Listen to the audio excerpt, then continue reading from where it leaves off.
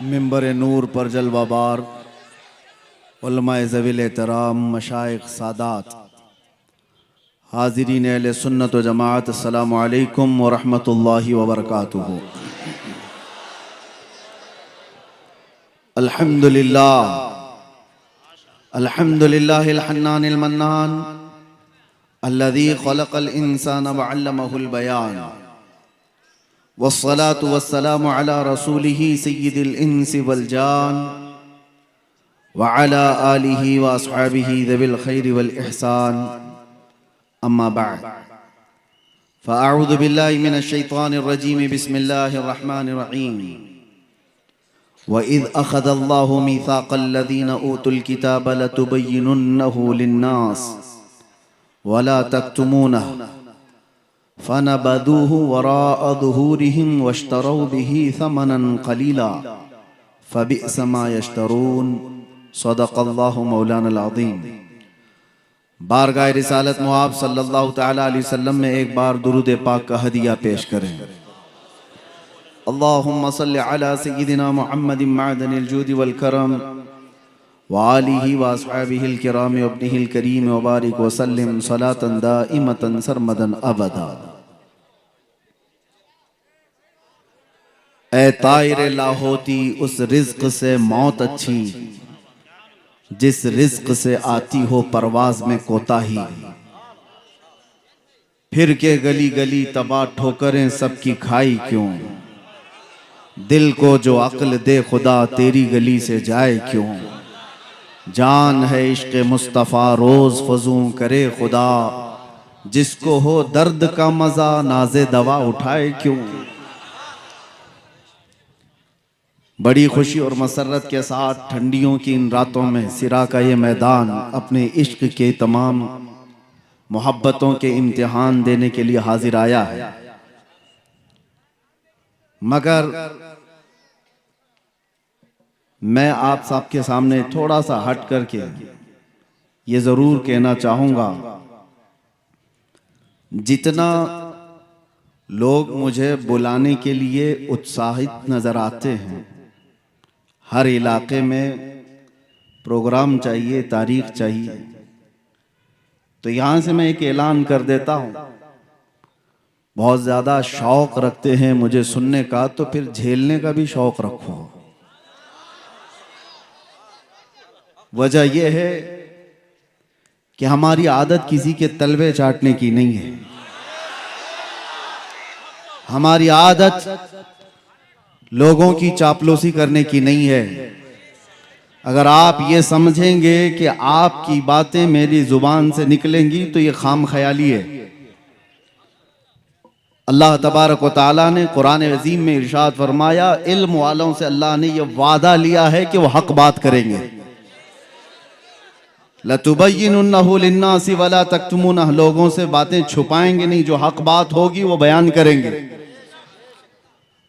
आपके इलाके में या किसी भी जगह पर, मुझे याद है आज से तकरीबन 10 साल पहले होंगे, जब हमारे हालात इतने ज्यादा पॉपुलर भी नहीं थे, अक्सर जगह के कुछ ट्रस्टी हजरात, कमेटियों वाले जो उलमा को बैलों की तरह हाँकना चाहते हैं, जो सारा रस्सी वाला जमा में हुकूमत वाला मसला सब अपने पास रखना चाहते हैं, हमसे भी आकर के कुछ लोगों ने कहा था, हजरत आप आए हमारे मोहल्ले में, सूद पर आप कुछ ना कहें, यहाँ पर बहुत सारे लोग फाइनेंस का काम करते हैं। मैंने 1.5 घंटा सूद पर ही बयान किया था। बुलाना है बुलाओ, उसके बाद ना बुलाओ, बात मेरे मुस्तफ़ा की होगी। नबी करीम सल्लल्लाहु तआला अलैहि वसल्लम ने जो बयान फरमाया है वो हम बोल करके रहेंगे। अभी मेरे आने से पहले आपके जिम्मेदार हजरात भी डरे सहमे हुए थे, और ये लोग भी ये कह रहे थे कि कुछ दस्तखत कर दीजिए, वो नहीं बोलेंगे, ये नहीं बोलेंगे। हाँ, इतना कहूंगा, मैं कुत्ता किसी को नहीं बोलूंगा। हाँ, कुत्ते को ही कुत्ता बोलूंगा।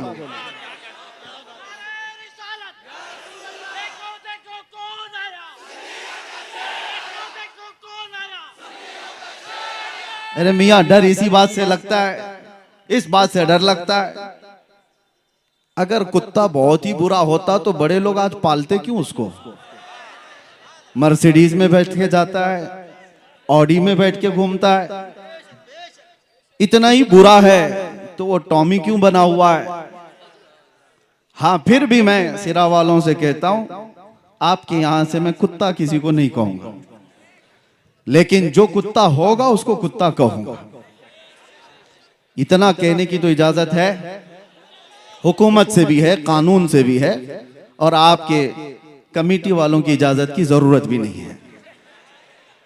ये बात मैं इसलिए कह रहा हूं मेरे अजीजों, ये लतीफा नहीं है और मजाक नहीं है। मैंने जो गुफ्तगू शुरू किया, हालात ऐसे आ गए कि सबसे ज्यादा मैंने आज देखा है बुज़दिल लोग वो लोग हैं जो मुस्लिम नेता बने हुए हैं, लीडर बने हुए हैं। मेरी बात कड़वी लगेगी, लेकिन एक बात याद रखना, बुखार की दवा कड़वी होती है, निगल लो तो फायदा है। उगल दोगे तो ये बुखार चढ़ता चला जाएगा। जितना तुम्हारे अंदर चापलूसी और दूसरों की रजा हासिल करने की चाहत आई है, ये कौम को ले डूबती है, कौम को ले डूबती है।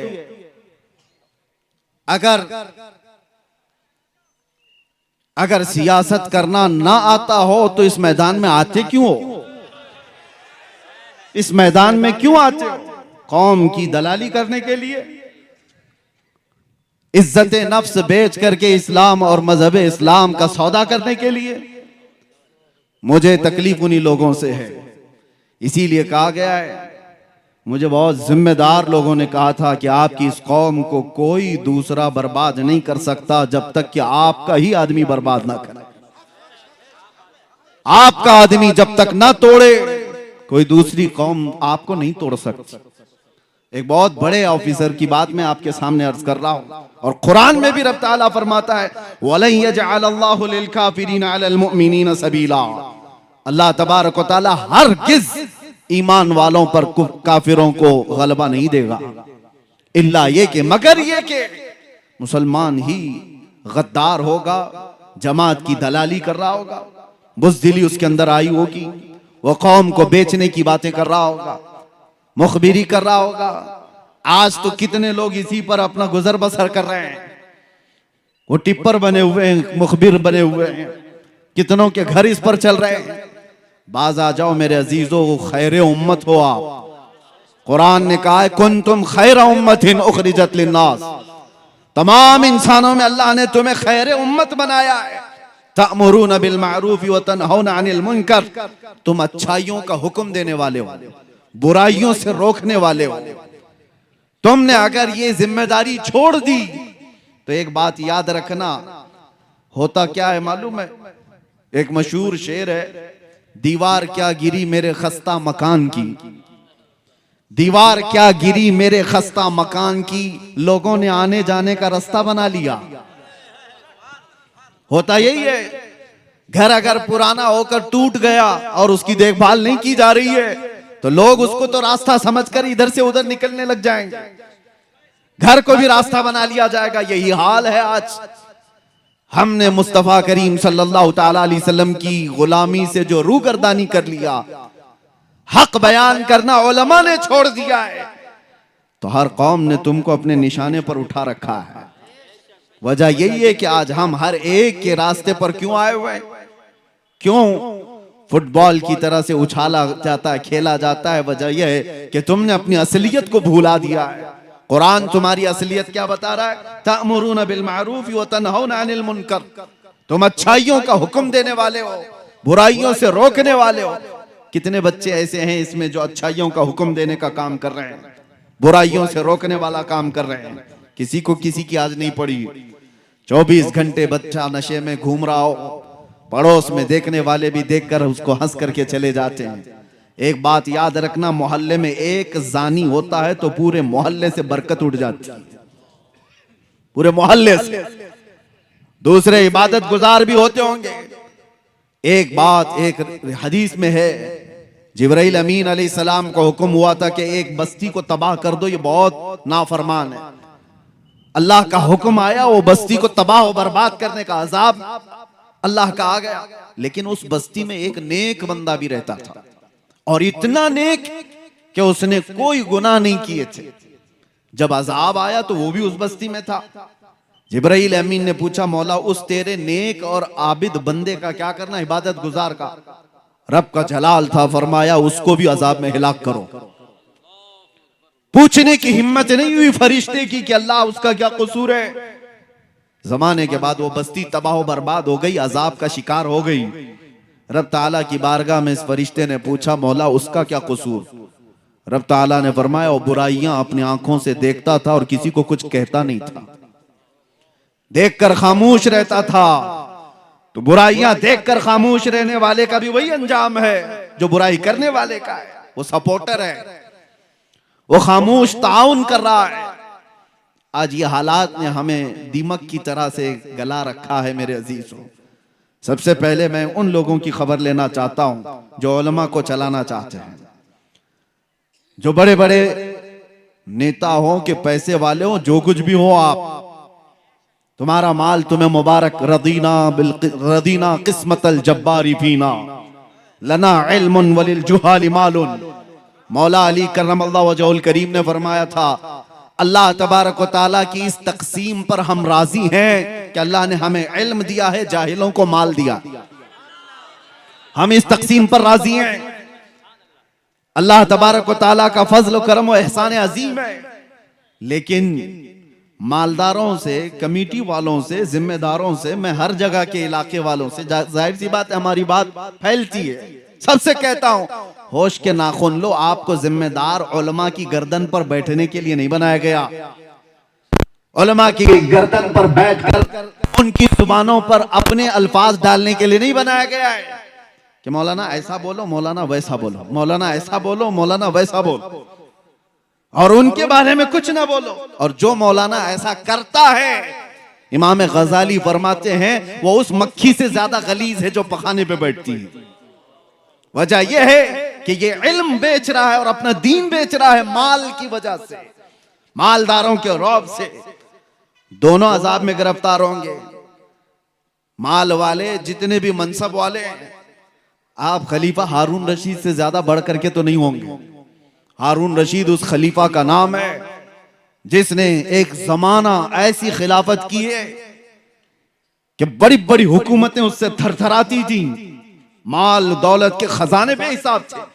अपने बेटों को, अमीन और मामून दो बेटे थे, जिस उस्ताद के पास पढ़ने के लिए रखा था वक्त का बादशाह इमाम खलील कूफी, वो पढ़ाते थे बच्चों को, बादशाह के बेटे को पढ़ाकर चले जाते थे।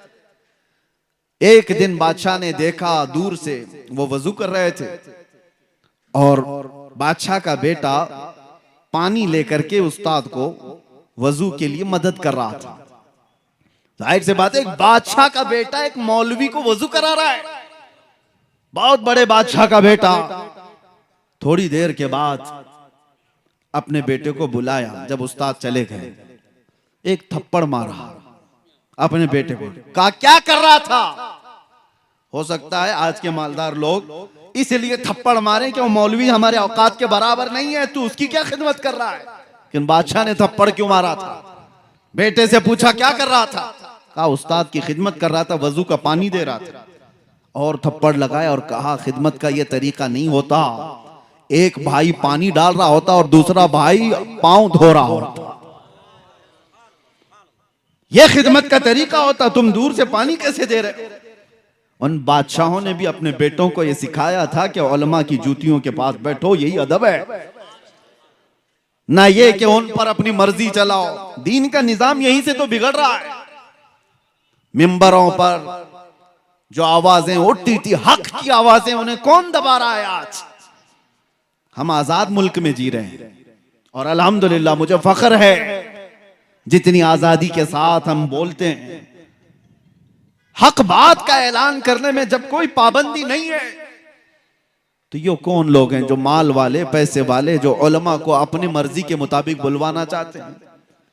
हाँ, हालात से आप बाखबर कर सकते हैं उलमा को, हालात इस तरह के चल रहे हैं। और एक नब्बाज आलिम वो खुद समझ जाए कि उसे क्या बोलना है। कल्लिमुन्नास अला क़द्रि उक़ूली, लोगों की अक्ल और जमाने के हालात के एतबार से वो गुफ्तगू करे। लेकिन यहाँ हालात बहुत अलग चले हैं। ये जो कौम रात भर जलसे करती है, यहाँ के तो चले, हम साउथ में हैं, अभी अच्छे खासे जलसे हो करके चले जाते हैं। शुमाल हिंद में हमने देखा है रात 5 बजे तक जलसा चलाने वाले, कई शायरों को, कई बड़े बड़े मुकर्रिरीन को लाने वाले, और पता नहीं कितने कितने पैसे खर्चा करने वाले, वो अपने मस्जिद के मोहल्ले के मुअज्जिन को और इमाम को 5,000 देने को भी तैयार नहीं। उन उलमा को उसी तरह से रखा गया है। और फिर कहते हैं कि कौम के अंदर बदहाली है, कौम के अंदर ज़बू हाली का शिकार हो चुकी है, ये कौम अखलाक में गिरी हुई है। जहां से हक बात का ऐलान होता था उन आवाजों को दबा दिया गया है, उन आवाजों को खत्म करने की कोशिशें की जा रही है। ये गैरों की तरफ से नहीं, अपनों की तरफ से। इस्लाह करो। और एक बात मैं आपको बता दूं, बुजुर्गों ने फरमाया है कि माल की चर्बी जब किसी को चढ़ती है तो सबसे पहले वो दीन का मजाक उड़ाने लग जाता है, और वही फिरौन के साथ क़यामत के दिन उठाया भी जाएगा। माल आने के बाद बहुत बड़ा इम्तिहान है, हकीर मत समझो उलमा को या दीन की बात करने वालों को। न पूछ इन खिरका पोशों को, इरादत हो तो देख इनको, यदे बैजा लिए बैठे हैं अपनी आस्तीनों में।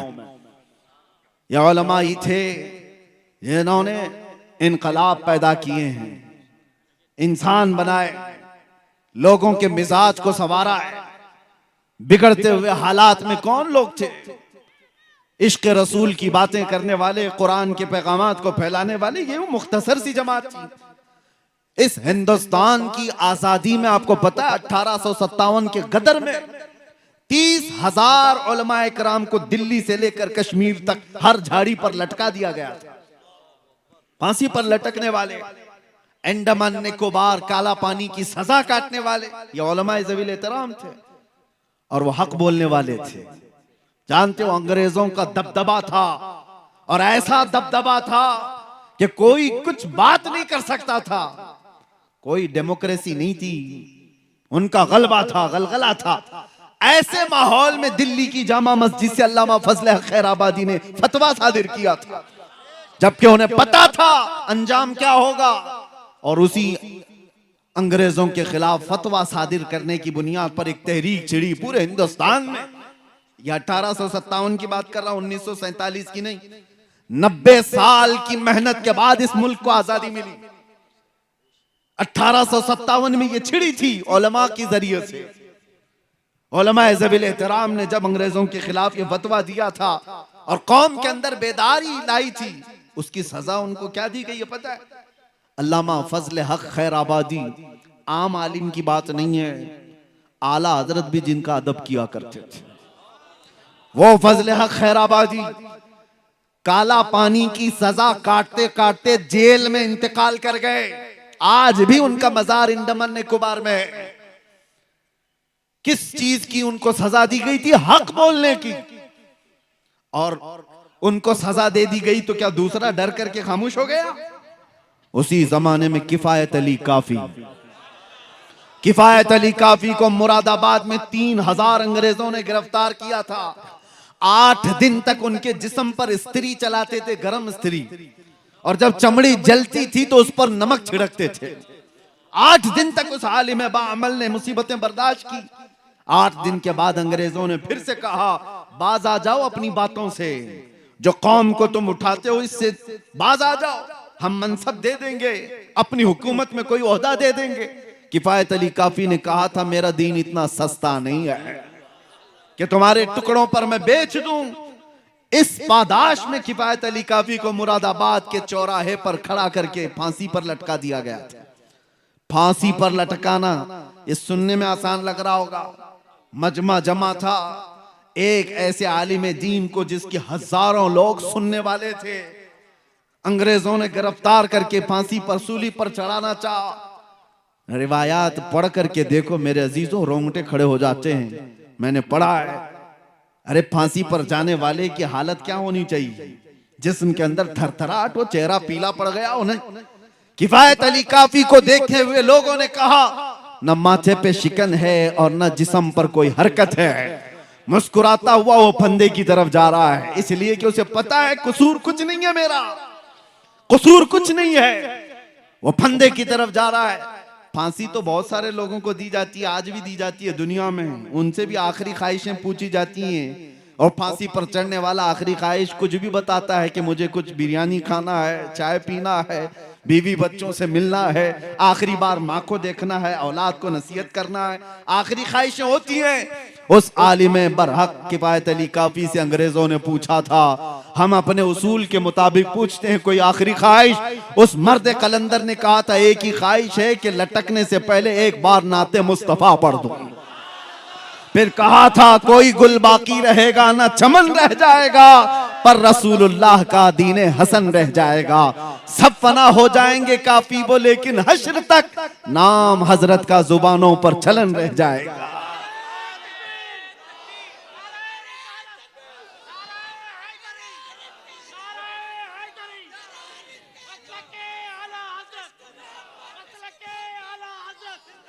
दो चार मिसालें मैं और आपके सामने रखता हूं, उलमा इकराम के लिए खास तौर पर। आज हमें जिस तरह से दबाने की कोशिश करोगे, उसका अंजाम क्या होगा पता है? तुम्हारे बच्चे ऐसे बुज़दिल पैदा होंगे जो अपनी माँ और बहनों की इज्जत भी नहीं संभाल सकेंगे।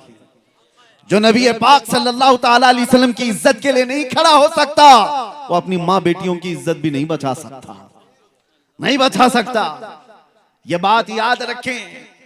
किफायत अली काफी हो, फजल हक खैराबादी हो, इनायत अहमद काकोरवी, ये वो उलमाए ज़वील एहतराम की बातें कर रहा हूं। हक बयान करने की वजह से इन्हें जिंदगी भर तकालीफ का सामना करना पड़ा है। आपको पता है, अंग्रेजों से भी ज्यादा एक सख्त दौर आया था अकबर का। अकबर नाम मुसलमान था, लेकिन उसके काम अलग थे, वो मुर्तद था। पूरा एक नया दीन ला करके पूरे दीन को खत्म करने की बात कर रहा था। हिंदुस्तान अखंड भारत का राजा, इस वाले भारत का नहीं, अखंड भारत का। उस वक्त हिंदुस्तान की सीमाएं और भी ज्यादा थी। इतना पावरफुल बादशाह जब दीन इलाही का ऐलान करता है, तो उस वक्त एक मर्द कलंदर अहमद फारूकी मुजद्दिद अल्फसानी की शक्ल में खड़ा होता है। कहता है, नहीं बादशाह, तेरे घर का दीन नहीं, आमिना के लाल का दीन चलेगा। मस्जिदों से वही आवाज होगी, हमारे बच्चों के जुबानों से वही आवाजें होंगी जो मुस्तफा करीम सल्लल्लाहु ताला अलैहि वसल्लम की तालीमात थी। उन्हें पता था कि एक बड़े डिक्टेटर से मुकाबला करने का अंजाम क्या होता है।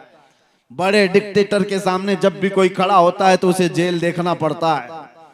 जेल में डाल दिया गया, ग्वालियर की जेल में 8 साल तक ऐसे कैद में रखा गया था कि कोई मुड़ के भी नहीं देखता था।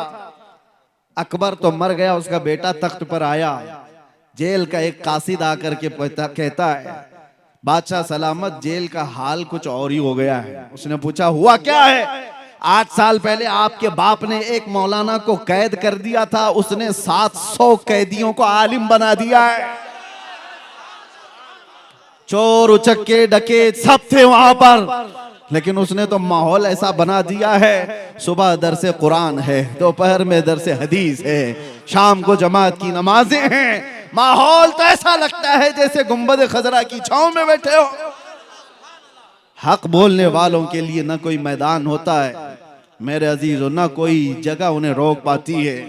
ये मिसालें इसलिए अर्ज कर रहा हूं ताकि आप इनको पढ़ो और अपनी जुबान को संभाल कर रखो। अल्लाह ने तुमसे वादा लिया है कि हक बयान करोगे, हक बयान करोगे, कोई चीज छुपाओगे नहीं। और कोई रूठता है तो रूठे, ऐसे रूठने से हमारा कुछ बिगड़ता भी नहीं। ये दुनिया न तुम्हें सजा देने वाली है न जजा देने वाली है। मौत के बाद सिर्फ और सिर्फ सजा और जजा का मालिक रब्बुल आलमीन है। ज्यादा से ज्यादा दुनिया ही में परेशान होकर सकता है कोई भी, उसके बाद किसी की कुछ नहीं चलती, कुछ नहीं। रूह निकलने के बाद बड़े बड़े शोरमा, बड़े बड़े ताकतवर अपने हाथ से अपना रेंट भी साफ नहीं कर पाते। उनके जिस्मों से रूह निकलने के बाद गलाजतें निकल रही होती हैं, मुंह से, नाक से, कान से। अरे वो मुर्दा अपना हाथ उठा करके अपनी गलाजत नहीं साफ कर सकता, वो किसी और को सजा और जजा क्या दे सकता। याद रखो, जो कुछ भी होगा ये छोटी सी दुनिया में, जिसको छोड़कर सबको जाना है, सब यहां से जाने वाले हैं। तो फिर एक बात याद रखो, मैं आखिर में कहूंगा ये उलमा की मिसाल देकर के, यही एक और नाम आपके सामने पेश करता हूं। लामा फजल हक खैराबादी को सुना, किफायत अली काफी को सुना, मुजद्दिद अल-फैसानी अहमद फारूकी सरहिंदी को सुना। एक नाम आता ऐसे ही मर्द हक की आवाज बुलंद करने वाले इमाम अहमद बिन हंबल का, जिन्हें 5 लाख हदीसें याद थी। रसूलुल्लाह सल्लल्लाहु अलैहि वसल्लम की 5 लाख हदीसें याद थी। लेकिन जानते हो मसला आ गया था, एक बादशाह वक्त का, उसने गलत एक फिरके को प्रमोट करने के लिए गलत मसले का प्रचार शुरू किया था। इस आलिम बरहक ने उसके खिलाफ फतवा दिया, कहा नहीं शरीयत वो नहीं है, शरीयत वो नहीं है, खल्क़े कुरान का मसला था। तो इमाम अहमद बिन हंबल ने कहा मसला बादशाह का नहीं चलेगा, ताजदार मदीना का होगा। इस पादाश में जानते हो इमाम अहमद बिन हंबल का इल्म नहीं देखा गया, उनका तकवा नहीं देखा गया, उनको हदीसें कितनी याद हैं ये नहीं देखा गया। बगदाद के बाजार में लाकर उनको नंगी पीठ पर कोड़े मारे गए थे। एक बार नहीं, 2 बार नहीं, 3 बार पीठ की हड्डी उनकी दिखने लग गई, कोड़े इस तरह से पड़ते थे। लेकिन एक जल्लाद उसके पास वक्त के खलीफा का वजीर आकर के कहने लगा कि अहमद बिन हंबल, मैं जानता हूं आप 10 से मस नहीं होगे, एक बार आप कंप्रोमाइज कर लो अपनी इस बात से, कान में तो बोल दो, मैं बादशाह को मना लूंगा। इमाम अहमद बिन हंबल ने कहा हम जो बात करते हैं वो कानों में नहीं मैदानों में करते हैं, यही बात है। मैं भी आपसे ये ऐलान करता हूं, बहुत सारे लोग परेशान रहते हैं। जब मैं गिरफ्तार भी था तो बहुत इन्वेस्टिगेट करते हुए हमारे मुल्क के हमारे बहुत सारे लोगों को ये शक था डिपार्टमेंट को कि मौलाना पता नहीं छुप के क्या करता है। छुप के कुछ नहीं करता, जो करता है खुल के करता है। हमारी कोई सीक्रेट तंजीम नहीं है, कोई खुफिया जमात नहीं है, अंडरग्राउंड मीटिंगें करने का हमारा कानून नहीं है। जब हमें पता है नबी आखिरुज़्ज़मा सल्लल्लाहु ताला अलैहि वसल्लम की शरीयत सच्ची है, दीन इस्लाम सच्चा है, कुरान सच्चा है, मेरा खुदा सच्चा है, मेरा नबी सच्चा है, तो फिर सर झुकाकर और सर छुपा करके नहीं, सर उठाकर ही बात करें। हमें जब यकीन है कि गलत नहीं है तो फिर छुप करके करने की कोई जरूरत ही नहीं। मेरे अजीजों, मैं उन लोगों की खाम ख्याली को या बदगुमानी को दूर करने के लिए बात कह रहा हूं जो ये समझते होंगे हम जो भी बात कर रहे हैं नौजवानों के सामने, इनको बुरे अखलाक से वापस लाने के लिए हम जाहिर से बात है मैदानों में ही करेंगे। अब जो बात मैं कहने जा रहा हूं तवज्जो से, सिरा की तारीख से भी इसका ताल्लुक है, आपके मैदान से भी ताल्लुक है। सिरा में रहने वाले बुज़दिल हों ये मुझे हजम भी नहीं होता, वजम भी नहीं होता। वजह यह है कि तारीख बताती है कि इस जमीन से कभी टीपू सुल्तान का ताल्लुक रहा है। अगर उस सुल्तान का ताल्लुक रहा है तो बुज़दिली आई कहां से? याद करो उस मर्द कलंदर की बात को, गीदड़ की 100 साला जिंदगी से शेर की एक दिन की जिंदगी बेहतर है।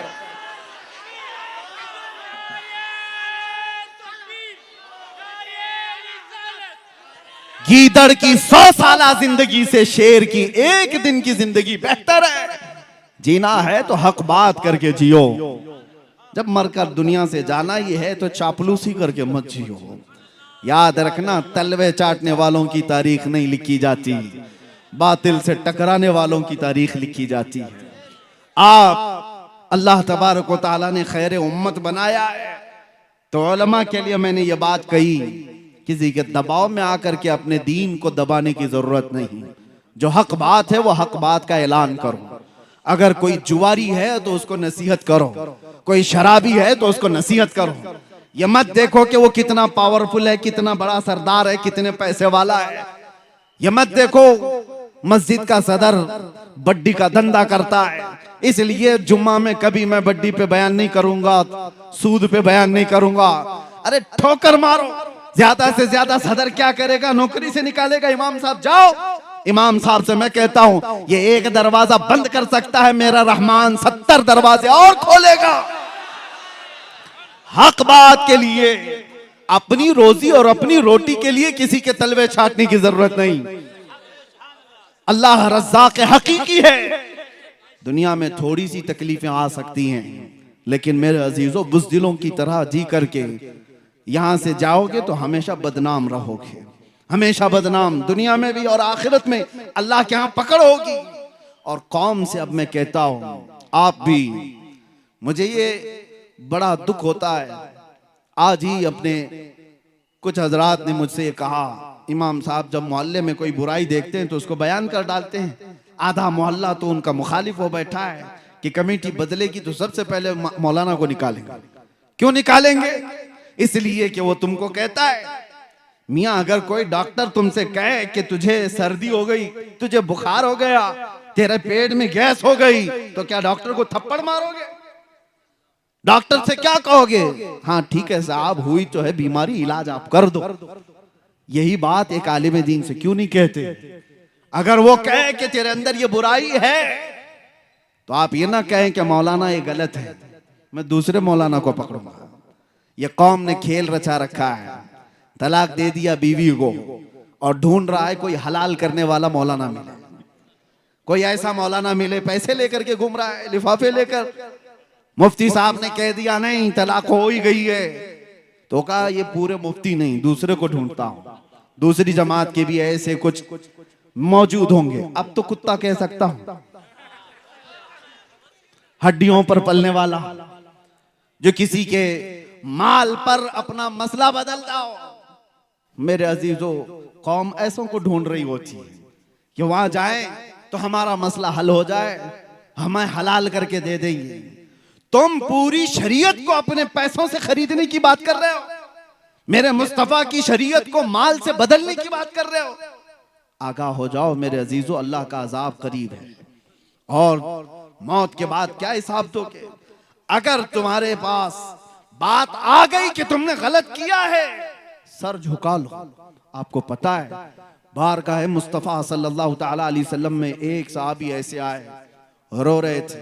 पूछा गया था क्या हुआ इनको? कहा उन्होंने कि मुझसे गलती हो गई, गुनाह हो गया, जिना हो गया।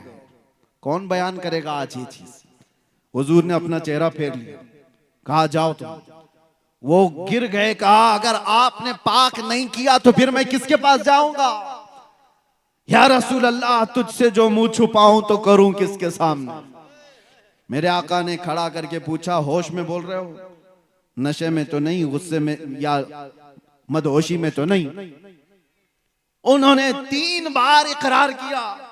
हुजूर ने पूछा तुम्हें पता है इसकी सजा क्या है?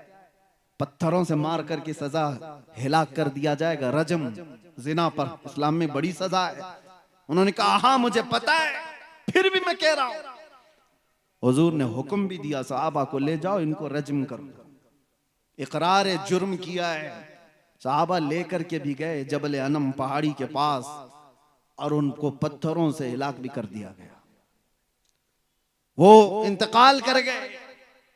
मेरे अजीजों, ये वो लोग थे जो अपनी आखिरत से डरते थे।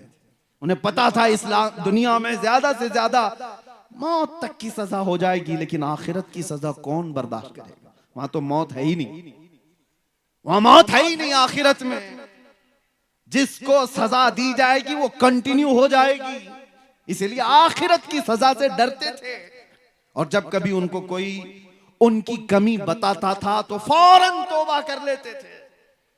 आज हमें भी चाहिए मेरे अजीजों, कौम से मैं कह रहा हूं, अगर उलमा तुम्हारी किसी चीज की तरफ इशारा करें, खास तौर पर बड़ी बुराइयों में मुब्तला लोग, तो नाक भौं सकेड़ने की जरूरत नहीं, सर झुका लो। मेरा दीन यही है जो तुम्हें पाक और साफ करके अल्लाह की बारगाह में लाना चाहता है। जितने नौजवानों को उनके बुरे करतूत पर बयान किया जाता है तो वो बिफर जाते हैं। मौलाना लोगों का धंधा ही है, इनका काम ही है। उन्होंने क्या तुम्हारा जीना तुम्हारा, मरना सब कुछ खरीद रखा है, कुछ नहीं है। बस उम्मत मुस्तफा होने का हमारा और आपका एक मुश्तरका दर्द है। आज उसी दर्द के साथ मैं आता हूं बयान करने के लिए। कई जगहों पर जिस इलाके में गया, लोगों ने कहा मुसलमानों के मोहल्ले में नशा बहुत ज्यादा हो गया है, बेचते भी यही हैं, करते भी यही हैं, पीते भी यही हैं, पिलाते भी यही हैं। उन हाथों में नशा आ गया जिन हाथों में मेरे मुस्तफा ने कुरान पकड़ाया था। उन हाथों में आज नशा आया है जिन हाथों ने कैसर और किसरा को घुटने टेकने पर मजबूर कर दिया था। आज ये कौम इस कदर तितर बितर कैसी हो गई। मुझे दर्द इस बात का होता है कि नबी आखिरुज़्ज़मान सल्लल्लाहु अलैहि वसल्लम का हाल ये था। हुजूर फरमाते मेरे उम्मतियों, तुम्हारे तलवों में कांटा भी चुभे तो उसका दर्द मुझे होता है। जिस रसूल को उम्मतियों का दर्द है, तो जो उम्मती अपने आप को नशे में बर्बाद कर रहा हो, वो अपने नबी को कितनी ईजा दे रहा है, कितनी तकलीफें दे रहा है। लोग तुम्हें नहीं कोसते, तुम्हें देख करके मेरे आका सल्लल्लाहु ताला अलैहि वसल्लम तक अगर किसी की उंगली उठ गई तो तुमसे ज्यादा बदनसीब कौन हो सकता है। अगर किसी ने कहा मोहम्मद के गुलाम ऐसे हैं, तो उसने तो नबी से जोड़ करके कहा अपने आप को इतना बना लो कि मेरे नबी पाक सल्लल्लाहु ताला अलैहि वसल्लम तक किसी की उंगली जाने ना पाए। आज जो ये गुस्ताखियों का माहौल बढ़ गया, उसकी वजह यही है जो मैंने शुरू में कहा, दीवार क्या गिरी मेरे खस्ता मकान। ये कौम के अंदर जो बदहाली आई, हर किसी ने हम पर गुजरना शुरू कर दिया है। हर कोई कभी दीन पर, कभी कुरान पर, कभी नबी पाक पर, कभी खुदा पर। बातें अब कलमे तक आ गई, बातें अब अजानों तक आ गई। ये सारी चीजें आई क्यों? तुमने आने दिया है, तुम्हारे अमाल ने, तुम्हारे अखलाक ने। उठो वो गर न हश्र न होगा फिर कभी, दौड़ो के जमाना चाल अपनी चल गया। कुव्वत इश्क से हर पस्त को बाला कर दो, दहर में नामे मोहम्मद से उजाला कर दो। ये सब हालात अपनी जगह पर, लेकिन मैं मायूस करने के लिए नहीं जाता किसी भी जगह। तौबा कर लो तो हमारा बिखरा हुआ सारा का सारा वापस आ जाएगा। हमारी खोई हुई ताकत, हमारी इज्जत, वो पलट आएगी। ज्यादा दूर नहीं है, अभी सवेरा है, पलट आओ। अल्लाह ने जिंदगियां दे रखी हैं, अभी मरने से पहले जो बंदा तौबा करके संवर गया, उसके लिए कुरान का वादा है, वला तहीनु वला तहज़नु व अंतुमुल अअलौन इन कुंतुम मुमिनीन। घबराओ मत, परेशान मत हो, तुम सबसे ज्यादा बुलंदी पर रहोगे। शर्त यह है कि मेरे नबी के गुलाम बन जाओ। ईमान वाला उसी को कहते हैं जो सारी कायनात से ज्यादा अपने नबी से मोहब्बत करे। वो ईमान वालों की कामयाबी का दावा कुरान कहता है, कद अफलहल मुमिनून। ईमान वाले कामयाब हो चुके, होंगे नहीं, हो चुके। लेकिन ईमान वाला बन करके तो दिखाए कोई, बने कोई ईमान वाला। मेरे अजीजों, सिर्फ उस एक दौलत की जरूरत है जो चीज अब हमारे पास आखिरी बची हुई। अभी हमारे पास बचा क्या है पता है? इक्तिदार, सियासत, ताकत, हुकूमत, माल, असबाब सब चले गए, खत्म हो गए। वो किस्से पारी ना है, पुराने जमाने के किस्से जो कहा करते थे हमारा बाप बादशाह था, अब तुम क्या हो। हमारे पास कुछ नहीं रहा, सब लुट गया है। इज्जतें तक चली गई, हमारी माँ और बच्चियों को भी लोगों ने नंगा कर दिया है। बचा क्या है? अखलाक, हया, सब खत्म कर दिया गया। लेकिन इन सब चीजों के लुट जाने के बाद भी मैंने महसूस किया है कि एक चीज बाकी है जो इन्हें अभी जिंदा रखी है। आज भी अगर ये जिंदा कौम नहीं होती तो 24 घंटे मीडिया इन पर भोग क्यों रही होती? क्यों निशाने पर रखी हुई है? कुछ बात तो है ना, कोई बात तो है जो तुम्हें जिंदा रखी है दूसरी कौमों के नजर में। वो कौन सी बात है? वो तुम्हारे चेहरे, तुम्हारी टोपियां, तुम्हारे कपड़े नहीं, तुम्हारे अंदर इश्क रसूल की जो आखिरी लौ बाकी है, ये तुम्हें जिंदा रखी हुई है।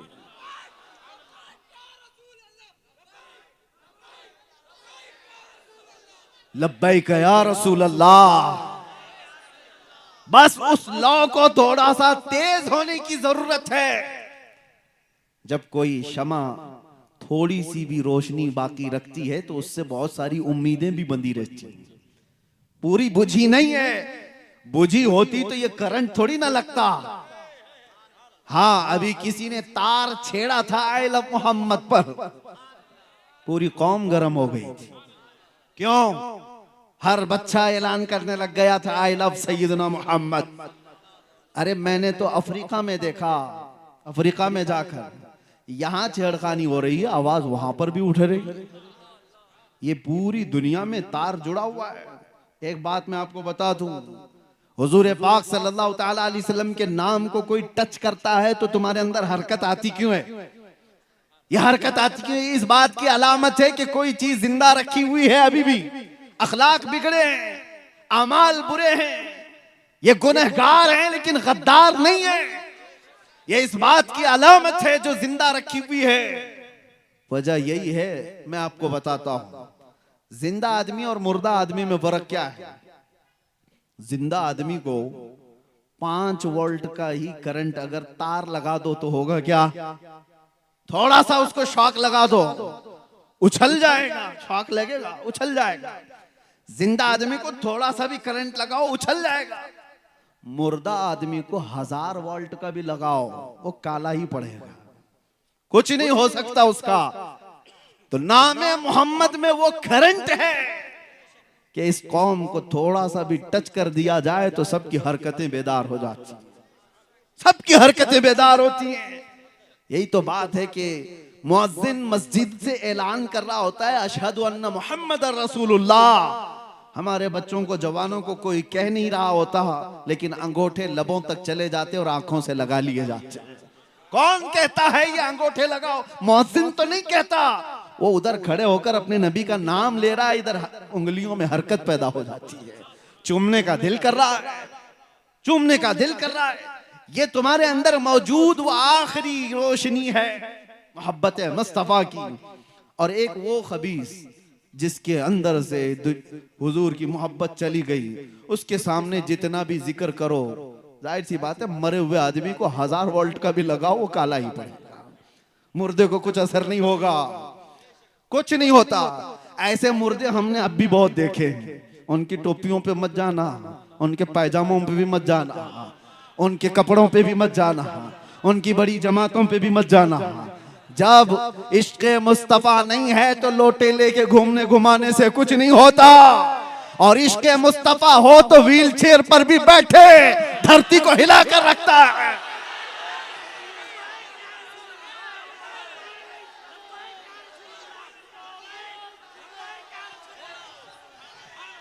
जिंदगी ये नहीं किसी की किसी के लिए, जिंदगी है नबी की नबी के लिए। ना समझ मरते हैं जिंदगी के लिए, अरे जीना मरना है सब कुछ नबी के लिए। और जो उनका हो गया, जो उनका हो गया वो कायनात का आका हो गया। आज मुझे पता है हजारों दिलों को अल्लाह ने हमारी तरफ जो माइल किया है, मैं जानता हूं, मैं हर बार ये जुमला कहता हूं, ये हमारे बाप दादाओं के किस्से बयान करने की वजह से कौम के दिल हमारी तरफ नहीं आए। एक ही चीज है, उनकी बात करो हर दिल पे राज करो, उनकी बात करो हर दिल पे राज करो। हुजूर पाक सल्लल्लाहु ताला अलैहि वसल्लम की मोहब्बत अगर निकल गई है तो फिर वो चलता फिरता मुर्दा है, वो चलता फिरता मुर्दा है। अब नामे मोहम्मद से, इश्क मुस्तफा से, मोहब्बत मुस्तफा के बयान से कुछ नहीं होने वाला उसका।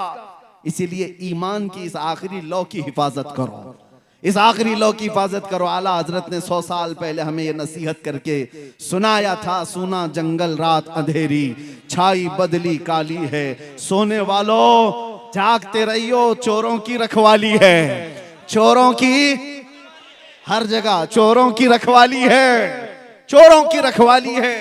और आला हजरत ये फरमाते हैं आंख से काजल साफ चुरा ले, या वो चोर बला के हैं। आंख से काजल चुराना समझते हो? आंख से काजल कैसे चुराया जा सकता है? कभी किसी चोर को देखा कि काजल चुराता है कोई? लेकिन ये इस्तिआरा है। आंख से काजल चुराने का मतलब है एक मोमिन की आंख का काजल वो डब्बी वाला नहीं है, इश्क मुस्तफा हुआ करता है, मोहब्बत मुस्तफा उसकी आंख का काजल है। और ये चुराने वाले चोर मौजूद हैं। आंख से काजल साफ चुरा लें, या वो चोर बला के हैं। अरे तेरी गठरी ताकी है और तूने नींद निकाली है, सारे लोग तेरी गठरी देख रहे हैं। कभी जाना सफर में, ट्रेन में बैठे हो, 1000 लोग सफर कर रहे होंगे, लेकिन तुम्हारे पास डायमंड है, सोना है, और चोर को अगर पता चल गया तो 999 को नहीं देखेगा, सिर्फ तुम्हारी तरफ देख रहा होगा। ये कब सोएगा कि गठरी उठा लूं, कब गाफिल होगा कि उछक लूं। इसलिए कि उसको 999 से मतलब नहीं, इसी एक से मतलब है। हमने देखा है आज भी एक से मतलब किसको किसको होता है। आज भी बड़े बड़े लोग हैं, घूम रहे हैं, फिर रहे हैं, बोल रहे हैं, उनसे किसी को मतलब नहीं। एक ऐसे से मतलब है जिसके पास गठरी है, जिसके पास इश्क मुस्तफा की दौलत है। दुनिया उसकी तरफ नजर जमाए बैठी है कि इधर गाफिल हो तो इसको तोड़ दें, इसको मार दें और इसका इश्क छीन लें। एक बात 100 साल पहले अंग्रेज कह करके गए थे इस जमीन से, ये फाका कश मौत से डरता नहीं जरा, रूहे मोहम्मदी इसके बदन से निकाल दो। ये कह करके गए थे, ये मौत से भी डरता नहीं, भूखा प्यासा रहता है। इसके अंदर जो जिंदगी बाकी रखी हुई चीज है वो रूह मोहम्मदी है। मोहम्मद अरबी के लिए मर जाता है, लड़ जाता है। इसीलिए हमने ये कहा था, या रसूल अल्लाह तेरे इश्क की बदौलत मुझे जिंदगी मिली है, मेरी बात बन गई है तेरी बात करते करते। है जो जिंदगानी बाकी ये इरादा कर लिया है जो जिंदगानी बाकी ये इरादा कर लिया है, तेरे मुनकिरों से आका मैं मरूंगा लड़ते लड़ते। आप भी इस बात पर आ जाओ, अल्लाह जिंदगी अता करेगा, वो जिंदगी अता करेगा कि हजारों तुम्हारी तरफ देखने को फख्र महसूस करेंगे, तुम्हारा चलना फिरना भी नेमत बन जाए, तुम्हारा रहना भी बाइसे बरकत बन जाए। वो जिंदगी न जियो जिसके मरने के बाद भी जाने वाले कहें धरती का बोझ चला गया, गुनाहों का अड्डा खत्म हो गया। ऐसी जिंदगी गुजार करके जाओ कि तुम्हारे यहाँ जाने के बाद दुनिया ये कहे कि वो चलता था तो मदीने की खुशबुएं फैलाता था, मेरे मुस्तफ़ा की बातें करता था, इश्क में डूबा हुआ था, उसके चेहरे पर मुस्तफ़ा की सुन्नतों के आसार थे। वरना जनाजे बहुत सारे उठ करके चले गए। उन जनाजों के जाने के बाद हमने देखा है कब्रस्तानों में तख्तियां भी बुझ गईं, लोग दफन होकर खत्म हो गए, तारीखें मिट गईं। लेकिन मेरे अजीजों कुछ ऐसे लोग हैं जिनका जनाजा भी गया, कब्र भी बनी, 100 साल भी हो गए, लेकिन उनका नाम मरता नहीं, मारने पर भी मरता नहीं, खत्म किए जाने पर भी खत्म नहीं होता। अभी कर्नाटक की सरजमीन पर हैं हम, बहुत दूर रहने वाले हैं, लेकिन फिर अगर मैं यहाँ एक बात का ऐलान करूं, अभी जवाब में देखो ये मजमा क्या कहता है, इश्क मोहब्बत, इश्क मोहब्बत। कौन है वो आला हजरत, कौन है? सिर्फ इश्क मोहब्बत की बात की जाती है तो हर बच्चे की जुबान से आला हजरत का नाम आता है। वो आला हजरत मजमों में जिंदा है, हमारी महफिलों में जिंदा है। किस लिए जिंदा है? इसलिए कि पठान कबीले के कसीदे नहीं पढ़ता था, जब तक जिंदा था ये कहता था वो सरवर कहूं कि मालिको मौला कहूं तुझे, बागे खलील का गुले ज़ैबा कहूं तुझे, हैरान हूं मेरे शाह मैं क्या क्या कहूं तुझे। बरेली का वो इमाम उस वक्त कलम चला रहा था जब दरिंदे मेरे नबी की शान में भौंक रहे थे, कुत्ते भौंक रहे थे। कोई कह रहा था रसूल को पीठ पीछे का इल्म नहीं, कोई कह रहा था नबी उम्मती के बराबर हो सकता है, बड़े भाई के बराबर है, इतना है उतना है, मकामात नाप रहा था। तब बरेली का इमाम जलाल में कह रहा था, सारे ऊंचों में ऊंचा समझिए जिसे, है उस ऊंचे से ऊंचा हमारा नबी, सारे अच्छों में अच्छा समझिए जिसे, है उस अच्छे से अच्छा हमारा नबी। अरे पाउंड की लालच में, माल की लालच में मौलवी बिके हुए थे, फतवे अंग्रेजों के मुताबिक दिया करते थे, उनको बर्तानिया से तनख्वाहें आया करती थी। उनके थोड़े से माल की बुनियाद पर जिन्होंने दीन बदल लिया, अपने जुब्बे कुब्बे सब बदल डाले, मदरसों में नाफिज शरीयत को भी उन्होंने खत्म कर डाला, मेरे मुस्तफा की अजमत पर भौंक करके। उनको पता नहीं था अंग्रेज कब तक इन्हें पाल सकते हैं, कब तक इन्हें दे सकते हैं। नजराने भी बंद हो गए, अंग्रेज भी चला गया, इनके सारे बाप दादा भी खत्म, इनके सारे नजराने भी खत्म। उस जमाने में बरेली का इमाम तन्हा था, लेकिन ये कहता था कौन देता है देने को मुंह चाहिए। अरे कौन देता है देने को मुंह चाहिए, अरे देने वाला है सच्चा हमारा नबी।